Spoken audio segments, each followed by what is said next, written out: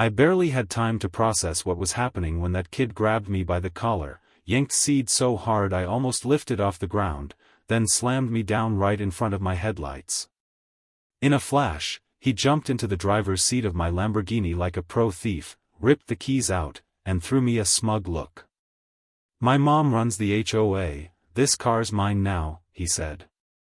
I was stunned. A punk kid thought he could steal someone's car just because his mom held some power in the neighborhood. But then I heard it, the sirens. Where are you watching this from, and what makes you still believe in justice? For me, this moment was the reason why the whole thing started on what should have been the best day of my life. Marcus Reed, that's me, 34 years old, and I just closed a $2 million software contract that morning. I was driving home to Oak Valley Estates, this upscale HOA community where I bought my dream house 8 months ago. The Lamborghini Huracan in metallic blue wasn't just a car to me. It was proof that a kid who grew up eating ramen noodles for dinner could make it. 18 years ago, when I was 16 and getting bullied by rich kids at school for wearing the same jeans 3 days in a row, I promised myself I'd show them all someday. I pulled into my driveway around 6 p.m., still buzzing from the contract signing, when this lanky kid with bleached hair and designer clothes appeared out of nowhere. Dylan Sterling, though I didn't know his name yet. He walked up to my car like he owned the place, which, in his twisted mind, he probably thought he did. "Hey, man, you need to hand over those keys," he said casually, like he was asking for the time. I laughed, thinking it was some kind of joke. "Excuse me," I said, getting out of the car. That's when he got serious. "My mom is Victoria Sterling, president of the Oak Valley HOA. She's implemented an emergency vehicle removal protocol for cars that violate community standards." I'd never heard of any such protocol, and I'd read every HOA document when I bought the house. Something felt off, but before I could respond, Dylan moved closer, his two buddies materializing from behind some bushes like they'd been waiting for a signal. "Look, either you hand over the keys voluntarily, or we'll have to remove you from the property for non-compliance," Dylan said, pulling out his phone and starting to record. The kid was trying to create a narrative where I was the aggressor. That's when the memory hit me like a truck. 16-year-old me, surrounded by 3 rich kids in the school parking lot, being told I didn't belong there, the same feeling of helplessness, the same twisted logic that money and status gave them the right to decide who belonged where. But I wasn't 16 anymore, and I wasn't helpless. Still, when Dylan suddenly lunged forward and grabbed my collar, muscle memory took over, and I stumbled backward. Before I could react, he'd somehow gotten into my car and yanked out the keys. "Thanks for making this easy," Dylan said, tossing the keys to one of his friends. "Like I said, my mom owns the HOA, which means she owns this neighborhood." But then something interesting happened. I heard sirens in the distance, getting closer. Dylan's smug expression faltered for just a second before returning to that entitled smirk. "Sounds like backup is coming," he said. "Mom always says it's better to have the authorities on your side from the beginning." That's when I realized this wasn't some spontaneous act of teenage rebellion, this was planned. Dylan had expected the police to show up, which meant he'd called them himself. As the police cruiser pulled into my driveway, I felt that old, familiar knot in my stomach from childhood. The system always seemed to protect people like Dylan and his family, while people like me had to fight twice as hard just to be heard. But there was something Dylan didn't know about me. I'd learned the hard way that preparation beats privilege every single time. The police car doors opened, and 2 officers stepped out. The younger one looked ready for trouble, hand resting on his belt, but the older officer, tall with graying temples, looked familiar, very familiar. When he turned toward me, recognition hit both of us at the same time. "Marcus Reed," he said, a slight smile breaking across his face. "I'll be damned. Steve Morrison, remember me? College roommate, criminal justice major." Dylan's confident expression started to crack just a little because if there's one thing bullies hate, it's when their victims have allies. Officer Steve Morrison and I stared at each other for a moment, 8 years of life flashing between us before we both broke into grins. "Steve, man, I can't believe it," I said, the tension in my shoulders easing slightly. "Still fighting the good fight, I see." He chuckled and gestured toward his badge. "Someone's got to keep the peace in suburbia, though I have to say, this is the weirdest call I've gotten all week. Something about a stolen vehicle and possible assault." Dylan's face had gone from smug confidence to barely concealed panic in about 10 seconds. His two buddies were already backing toward the street, clearly not signed up for dealing with actual law enforcement. "Officer Morrison," Dylan said, his voice pitching higher than before, "I'm Dylan Sterling. My mother, Victoria Sterling, is the president of the Oak Valley HOA. This man has stolen my vehicle and attacked me when I tried to retrieve it." Steve raised an eyebrow and looked at the Lamborghini, then at Dylan, then at me. "Your vehicle," he repeated slowly. "A $300,000 Lamborghini Huracan, and you are." Dylan straightened his shoulders, trying to claim some authority. "I'm 21 years old, a business student, and this car was a gift from my mother for my birthday last month." This was the moment I'd been preparing for, though I'd hoped it would never come. 8 months ago, when I'd first moved to Oak Valley Estates, Victoria Sterling had made my life a living hell. 47 HOA violations in my first week, everything from my mailbox being 2 inches too far from the curb to my outdoor light fixtures being the wrong shade of bronze. Each violation came with a threatening letter written in legal language designed to intimidate. But Victoria had made one crucial mistake: she'd underestimated who she was dealing with. "Steve," I said calmly, "I need to show you something." I pulled out my phone and opened a folder I'd labeled "Insurance." Inside were photos, documents, and videos I'd been collecting ever since Victoria declared war on me. "This is my car," I said, showing him the purchase agreement, insurance documents, registration, and service records. "Bought it 6 months ago from Lamborghini Newport Beach, financed through my credit union, insured through State Farm." Dylan's face went from pale to green. That's fabricated," he stammered. "Anyone can fake documents these days." But Victoria Sterling chose that exact moment to make her grand entrance. The woman swept down my driveway like she owned it, which, in her mind, she probably did. Perfectly coiffed blonde hair, expensive workout clothes that had never seen actual exercise, and an expression that suggested she smelled something unpleasant. "Officer Morrison," she said in a voice dripping with fake concern, "thank goodness you're here. This man has been terrorizing my family for months. Tonight, he finally crossed the line and stole my son's car." She produced a manila folder like a magician pulling a rabbit from a hat. "Here's the bill of sale for the Lamborghini, purchased by me as a gift for Dylan's 21st birthday. Here's the insurance paperwork with Dylan's name on it." I looked at the documents she was showing Steve, and I had to admire the effort that had gone into them. The bill of sale looked professional, complete with dealership letterhead and official stamps. There was just one problem: they were all fake, and not very good fakes at that. Dylan, meanwhile, was starting to crack under the pressure. "Look, maybe there's been some confusion here," he said, his voice getting shakier. "Maybe I just, borrowed the car to teach him a lesson about respecting the neighborhood rules. I mean, it's not like he needs a car that expensive anyway." Steve and I both stared at him. "So you're admitting that you took Mr. Reed's car without permission," Steve said slowly. "Yes, but it wasn't stealing," Dylan protested.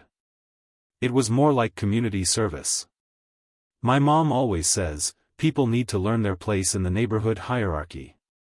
The words hung in the air like a confession written in neon lights. Victoria's face went through several color changes before settling on an alarming shade of purple. "Dylan, shut up," she hissed. "Don't say another word." Steve looked at me, then at Dylan, then at Victoria, his expression settling into professional cop mode. "Well," he said, "this is certainly interesting. I returned from my house carrying a tablet and something Victoria Sterling wasn't expecting, a small digital camera that had been recording everything from my porch. "Steve," I said, "before we go any further, I want to show you something that might put this whole situation in perspective." I pulled up the first video on my tablet, dated from 3 days after I'd moved into the neighborhood. The video showed Victoria standing on my porch with a clipboard, her voice clear and authoritative.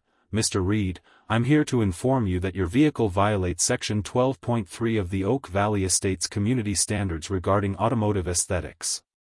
Steve watched with growing interest as video me asked to see these sections in writing. "I don't carry the full bylaws with me," video Victoria replied, "but I can assure you these are legitimate violations." "Steve, I'm showing you 8 months of systematic harassment designed to force me out of this neighborhood, but more importantly, I'm showing you that none of the violations Victoria cited exist in the HOA bylaws." I opened my laptop and pulled up the official Oak Valley Estates governing documents. I had a lawyer review every single citation Victoria gave me. Section 12.3 of the actual bylaws deals with swimming pool maintenance. Not one of the violations she cited me for actually exists in our legal documents. That's when I played my trump card. "Steve, here's where it gets really interesting." I opened another video file, this one from just 2 hours ago. "I've had a security camera on my car ever since the 3rd week I lived here." The video showed Dylan approaching my car, looking around nervously, then making a phone call. The audio was crystal clear. "Mom, he just got home." "Yeah, the Lambo's in the driveway." "Are you sure this is going to work?" "Okay, I'll get the guys, and we'll do exactly what we practiced." Dylan's face went from green to gray. Victoria looked like she was about to have a stroke. Steve looked between them, his cop instincts now in full gear. "Son," he said to Dylan, "are you telling me this was premeditated?" Dylan opened his mouth, closed it, then looked desperately at his mother. It wasn't supposed to," he stammered. "But I wasn't done yet. Steve, here's the really fun part." I pulled up my bank records on the laptop. "See this payment from 2 weeks ago? $500 to Blackwood Investigations for a comprehensive background check on Victoria and Dylan Sterling. Dylan Sterling owes $85,000 to various online gambling platforms.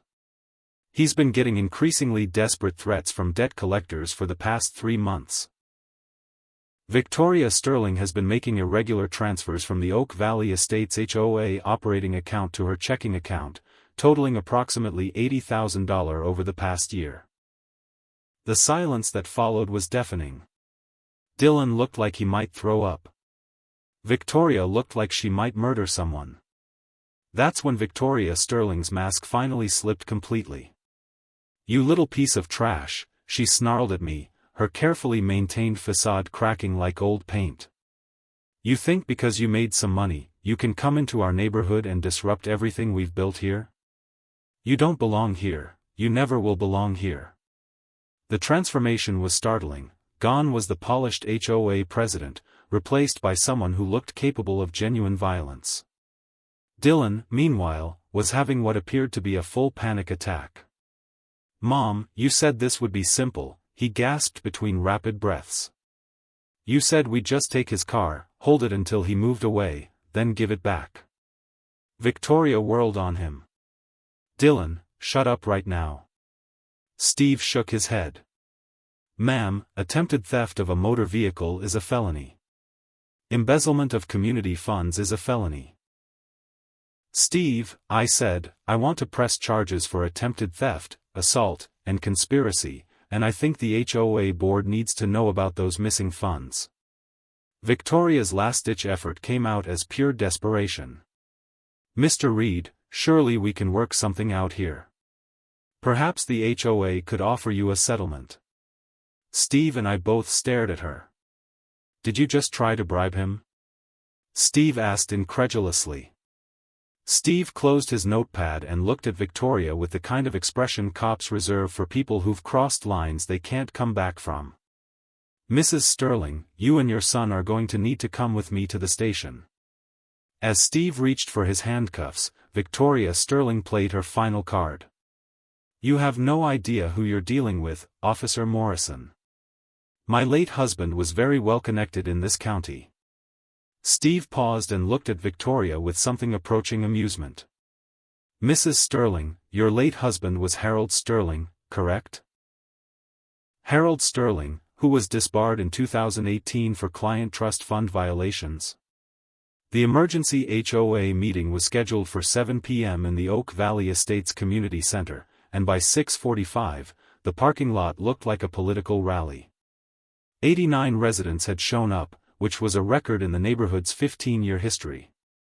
Normal HOA meetings typically drew maybe 8 people. Tonight felt different. Word had spread about the previous night's confrontation, and people wanted answers.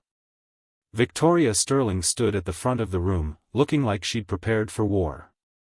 Her usual perfectly styled appearance had been replaced by something harder, more desperate. She'd brought a stack of documents, a laptop connected to a projector, and what appeared to be a prepared presentation designed to paint me as the villain in this story. Dylan sat in the front row, slumped in his chair and avoiding eye contact with everyone.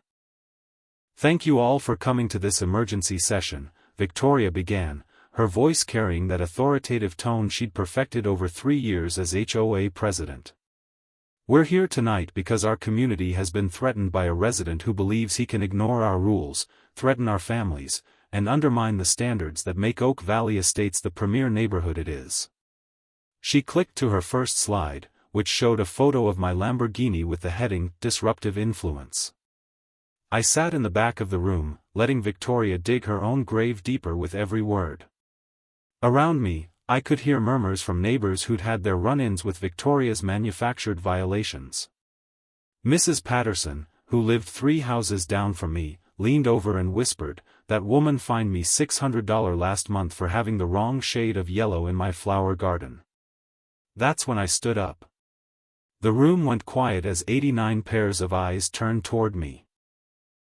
"Victoria," I said, my voice carrying clearly across the room, "before you continue with this presentation, I think everyone here deserves to know the truth about what's been happening in our neighborhood." I pulled out my tablet and walked toward the front of the room. "May I use your projector?" Victoria's confident expression flickered. "Mr. Reed, this is not your meeting." But Mrs. Chen, the 67-year-old woman who lived next door to Victoria, interrupted her. "Victoria, let the man speak. If you're going to accuse him in front of all of us, he has the right to respond." A chorus of agreement rose from the assembled residents. I connected my tablet to the projector and brought up the first video.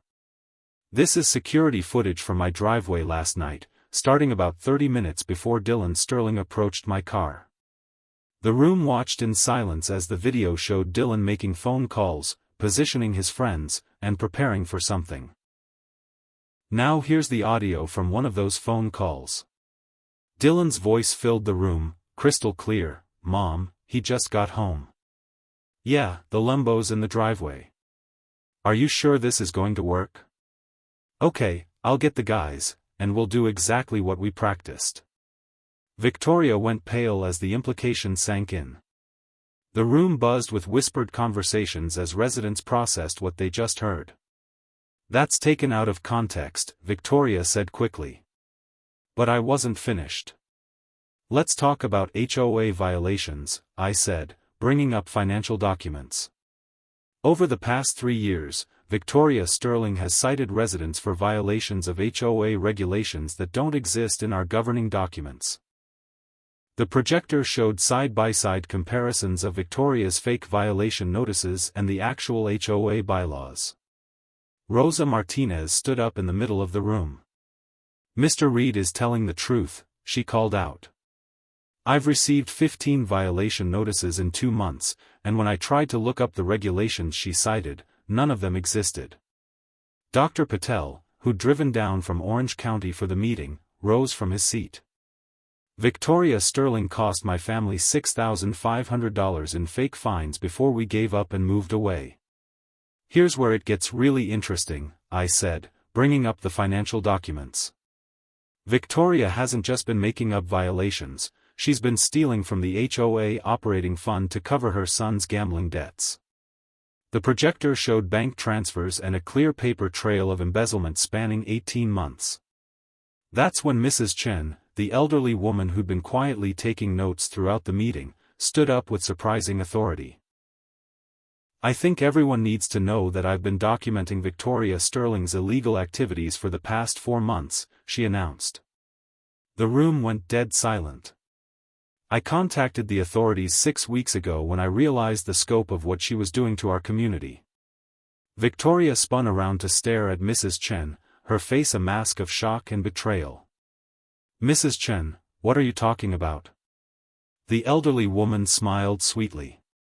"Victoria, dear, I may be 67 years old, but I'm not stupid. When you started harassing the Martinez family with fake violations, I began documenting everything." She pulled out a small digital recorder.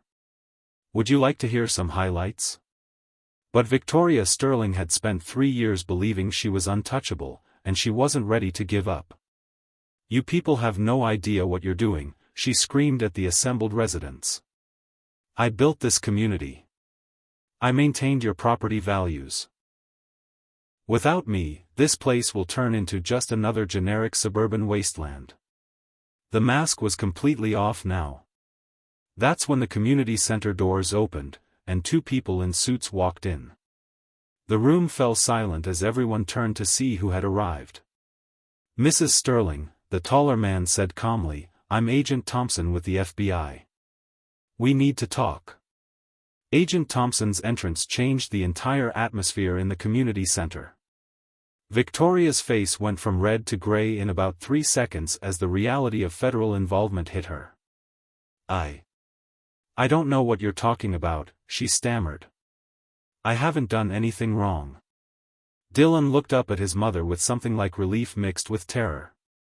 "Mrs. Sterling," Agent Thompson said politely, "we have warrants for your arrest on charges of wire fraud, mail fraud, embezzlement, and conspiracy. Your son has been cooperating with our investigation for the past week." Victoria stared at Dylan like she'd never seen him before. "Dylan, you betrayed your own family," she whispered. Dylan stood up slowly, his voice shaking but determined. "Mom, I told them everything, about the gambling, about the HOA money, about the plan to frame Mr. Reed. I'm sorry, but I couldn't keep lying." His confession sent shockwaves through the room, but Dylan continued, his voice growing stronger. "Agent Thompson, should I tell them about the other HOAs too?" Victoria's eyes went wide with terror. "Dylan, don't you dare," she hissed, but it was too late. Agent Thompson nodded grimly. "Mrs. Sterling, we have evidence that you've been operating similar schemes in 3 other communities over the past 5 years, Sunset Hills, Pine Ridge Estates, and Meadowbrook Gardens. Same pattern, fake violations, embezzled funds, forced relocations, and property acquisition through your shell companies." The room erupted in gasps and angry murmurs as residents realized the scope of Victoria's criminal enterprise. Each time, you'd move into a community, get elected to the HOA board, then systematically drive out families you considered undesirable while stealing community funds to cover your son's gambling debts, Agent Thompson continued, reading from his notes. 17 families displaced, over $400,000 in fraudulent fines collected, and approximately $250,000 in community funds embezzled across 4 neighborhoods. Victoria's legs gave out, and she collapsed into a chair, the weight of her exposed crimes finally hitting her. "You don't understand," she said desperately. "I was protecting these communities. I was maintaining standards. These people, they don't belong in places like this." Her racist undertones were now completely exposed, and several residents of color in the room exchanged knowing looks. Mrs. Rodriguez, who lived on the next street over, stood up angrily. "My family has been getting violation notices for 2 years. You tried to fine us $3,000 for having a vegetable garden because you said it made the neighborhood look agricultural and low-class. Other residents began sharing similar stories, each one revealing Victoria's systematic targeting of families she deemed unworthy. Agent Thompson stepped forward with handcuffs. "Mrs. Sterling, you have the right to remain silent." But Victoria wasn't done fighting. "This is a setup," she screamed as the handcuffs went on. "Marcus Reed orchestrated all of this. He's been planning to destroy me since the day he moved here. You people are all too stupid to see that he's manipulating you." The investigation began when we noticed unusual financial patterns in online gambling operations, Agent Thompson explained to the room of shocked residents. Dylan Sterling's gambling losses were being used to launder money from criminal organizations.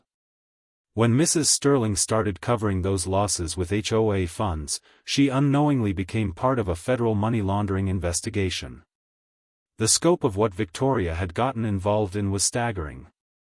What had started as a neighborhood bully stealing HOA funds had escalated into participation in a multi-state criminal enterprise. The fake gambling sites Dylan was using our fronts for washing money from drug trafficking and other criminal activities, Agent Thompson continued. Criminal organizations deposit dirty money as house funds. Players lose real money, but the losses are recorded as cleaned profits on the criminal side. Dylan's addiction had made him the perfect unwitting accomplice. "I lost $85,000 in 6 months, Dylan said quietly to the room, but according to the site's internal records, my losses helped launder over $850,000 in criminal funds.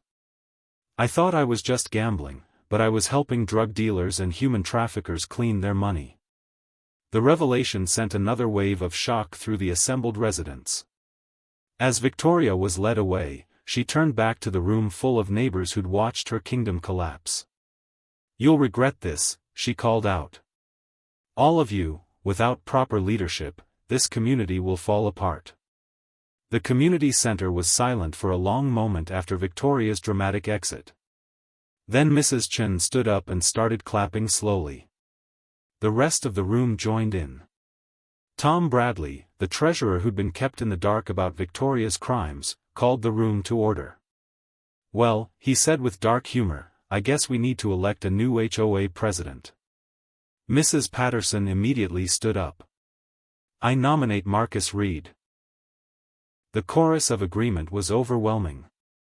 "I accept," I said, looking around the room at my neighbors, people who'd been afraid to speak up against Victoria's tyranny but had found their voices when it mattered. "But I want to make some changes to how we operate: full transparency, monthly financial reports, and no more secret decisions." Mrs. Chen raised her hand. "I nominate myself for vice president," she said with a smile, "and I promise to use my accounting background to make sure no one ever steals from this community again." The transformation was remarkable. In the space of 2 hours, Oak Valley Estates had gone from a community terrorized by one family's criminal behavior to a democracy where everyone had a voice. Dr. Patel raised his hand from the back. "I'd like to move back to the neighborhood, if possible. My family loved it here before Victoria drove us away." As the meeting wound down, people began forming small groups, discussing ideas for community improvements, planning welcome committees for returning families, and sharing stories about their experiences with Victoria's fake violations. The fear that had hung over Oak Valley Estates for 3 years was finally lifting.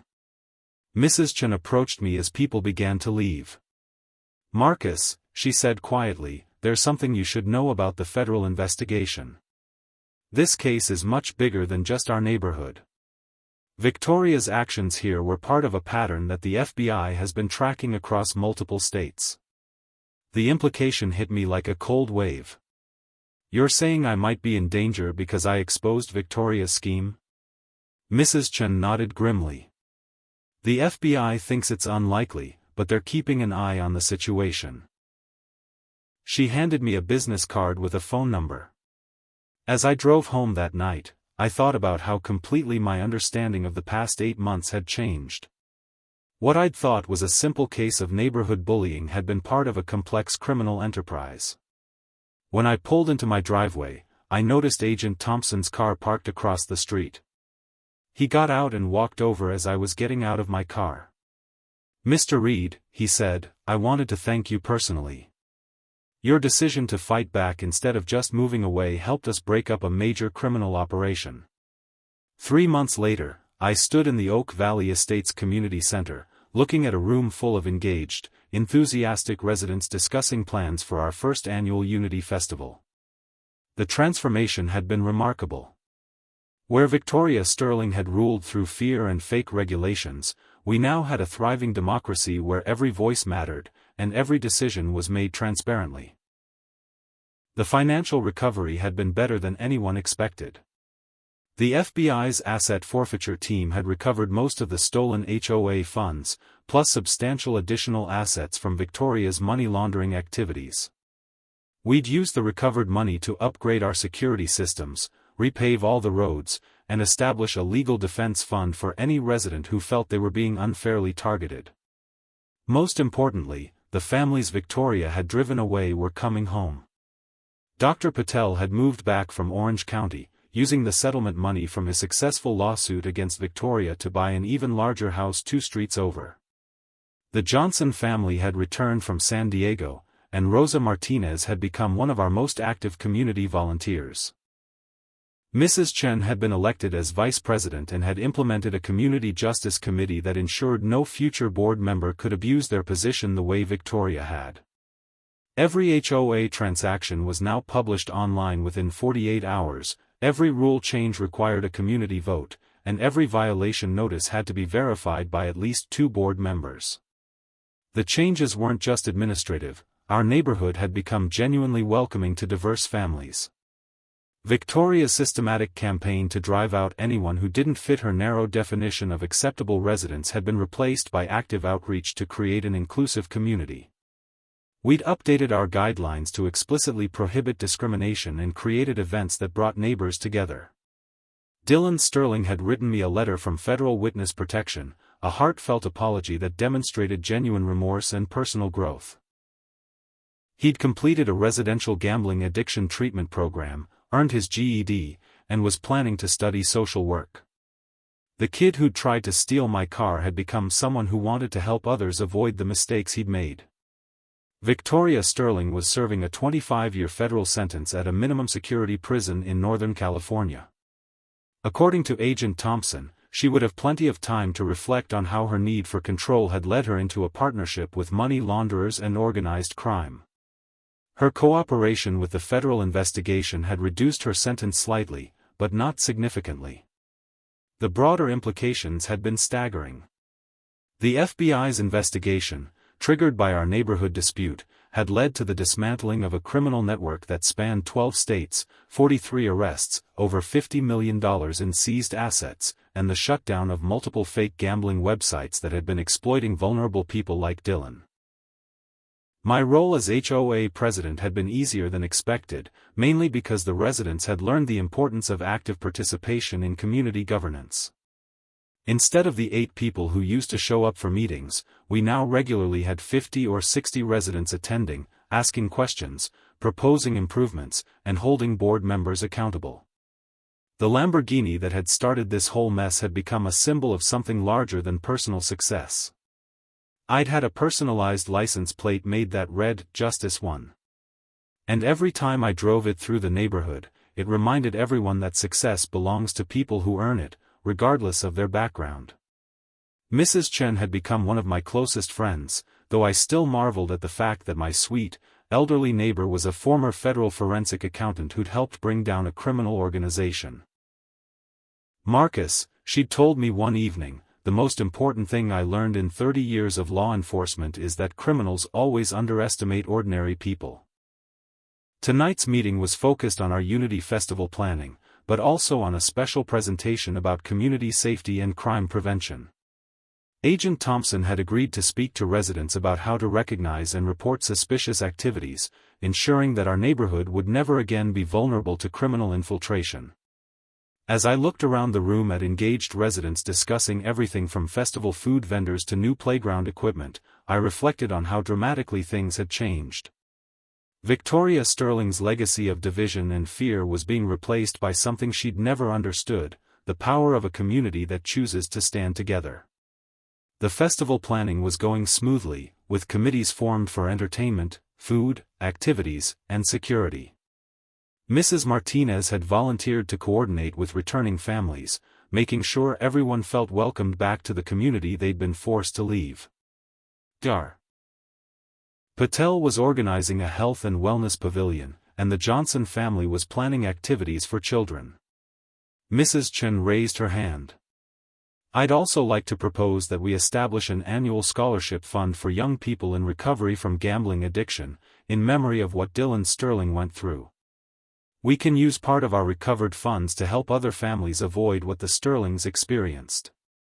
The motion was approved unanimously, another example of how our community had chosen healing over hatred, growth over revenge. As I drove home that night, past houses where families felt safe and welcome, I thought about the lesson we'd all learned. Sometimes, standing up to bullies isn't just about personal justice, it's about protecting entire communities from people who would exploit and abuse their power. Victoria Sterling had forgotten that neighborhoods are made up of real people with real lives, not subjects in her kingdom. 6 months after Victoria Sterling's arrest, I stood in my driveway next to the Lamborghini, now sporting the Justice 1 license plate, watching a news van pull away from our neighborhood.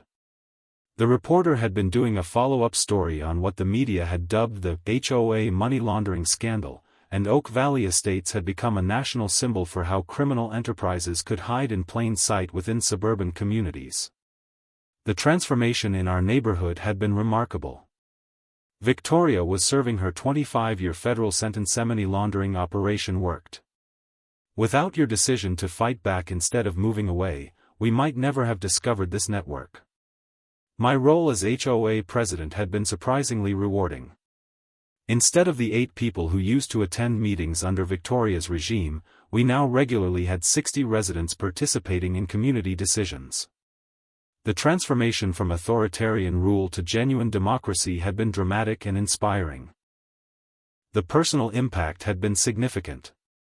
The experience had taught me that the scared 16-year-old who'd been bullied still lived inside me, but the successful adult I'd become was capable of effective resistance when necessary. The Lamborghini that had triggered Victoria's hatred had become a symbol of perseverance and the importance of standing up to bullies. Mrs. Chen had become one of my closest friends. Marcus, she'd told me recently, 30 years in law enforcement taught me that criminals always underestimate ordinary people. Victoria thought she was smarter than her neighbors, and that assumption destroyed her. The sweet, elderly woman who turned out to be a federal forensic accountant had become our community's guardian against future corruption. The children who played safely in our streets now, the families who'd returned from exile, the neighbors who looked out for each other, all represented Victoria Sterling's ultimate defeat. She'd tried to create a kingdom where she controlled every aspect of our lives, but her downfall had given birth to something she'd never understood, a genuine community where every voice mattered. Tonight's community meeting focused on our upcoming Unity Festival, a celebration designed to welcome new residents and strengthen bonds between existing neighbors. The planning had been collaborative and enthusiastic, with committees handling everything from entertainment to food to activities for children and seniors. Dylan Sterling's latest letter had arrived that morning, describing his progress in recovery and his plans to establish a nonprofit organization helping other young people avoid gambling addiction. Mr. Reed, he'd written, watching you stand up to my mother showed me what real strength looks like. You could have moved away like other families, but instead, you stayed and fought for what was right. The most satisfying change was watching our neighborhood become truly inclusive. Families of all backgrounds now felt welcome in Oak Valley Estates, protected by strong anti-discrimination policies and supported by neighbors who valued diversity over conformity. Victoria's vision of a controlled, homogeneous community had been replaced by something far more vibrant. As I finished washing the Lamborghini and prepared to put it away for the evening, I reflected on how dramatically my life had changed. I'd moved to Oak Valley Estates thinking I was buying a house in a nice neighborhood, but I'd found a community worth fighting for and people worth standing up for. The car that Victoria had tried to steal because it didn't fit her image of the neighborhood had become a symbol of something she'd never understood, that success belongs to people who earn it, regardless of their background, and that no one has the right to decide who belongs where based on prejudice or perceived social status. Suppose you're watching this story and wondering whether ordinary people can make a difference when faced with corruption and injustice. In that case, I want you to know that the answer is yes, but it takes courage to speak up, persistence to keep fighting when things get difficult, and the wisdom to know that real change happens when communities work together. The investigation that started with a neighborhood HOA dispute had dismantled a multi-state criminal network, sent criminals to prison, recovered millions in stolen assets, and protected countless other communities from similar infiltration. Sometimes, the most important victories aren't the ones that make headlines, they're the ones that happen when neighbors decide to look out for each other. So, if you enjoyed this story of how a community came together to defeat corruption, hit that like button, subscribe for more stories about ordinary people doing extraordinary things, and remember that your community is only as strong as your willingness to fight for it. Because in the end, that's what justice means, not just getting the bad guys arrested, but building something better in the space they leave behind.